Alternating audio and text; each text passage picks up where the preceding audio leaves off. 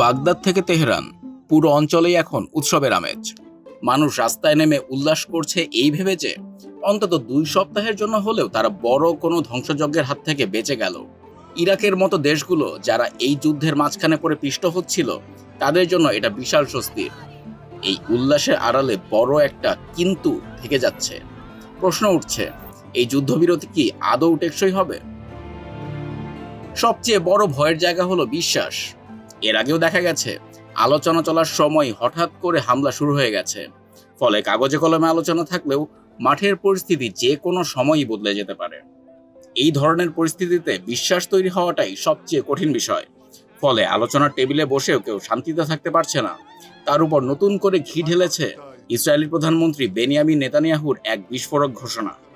Netanyahu ট্রাম্পের এই যুদ্ধবিরতিকে সমর্থন দিলেও একটা সূক্ষ্ম চাল চেলেছেন। তিনি পরিষ্কার বলে দিয়েছেন, এই 2 সপ্তাহের শান্তি চুক্তি লেবাননের জন্য কার্যকর হবে না। অর্থাৎ এক ফ্রন্টে যুদ্ধ থামলেও অন্য ফ্রন্টে তা চলতেই থাকবে। এখানেই সবচেয়ে বড় ঝুঁকি, কারণ লেবাননের ঘনিষ্ঠ হিজবুল্লাহ সরাসরি ইরানের ঘনিষ্ঠ মিত্র।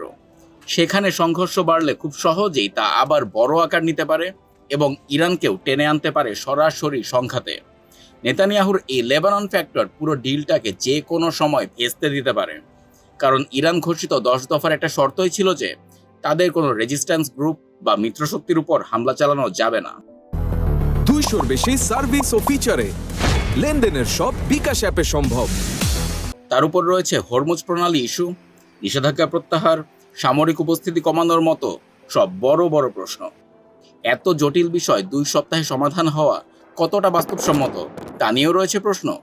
কারণ কোনো একটি ইস্যুতে অচলাবস্থা তৈরি হলেই পুরো প্রক্রিয়াটা ভেঙে পড়ার ঝুঁকি রয়েছে। পাকিস্তানের প্রধানমন্ত্রী শাহবাজ শরীফ যদিও দাবি করেছেন যে এই যুদ্ধবিরতি লেবানন সহ সব জায়গার জন্যই প্রযোজ্য, কিন্তু নেতানিয়াহুর অনড় অবস্থান এখন এই চুক্তির সামনে সবচেয়ে বড় বাধা।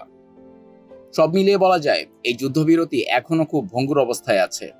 ইরানে যে আনন্দ দেখা যাচ্ছে সেটা মূলত সাময়িক স্বস্তির প্রতিফলন, কিন্তু আঞ্চলিক বাস্তবতা, পারস্পরিক অবিশ্বাস আর ভিন্নমুখী সামরিক পদক্ষেপ, এই 3টি জিনিস যদি একসঙ্গে থাকে তাহলে এই চুক্তি টিকিয়ে রাখা সহজ হবে না।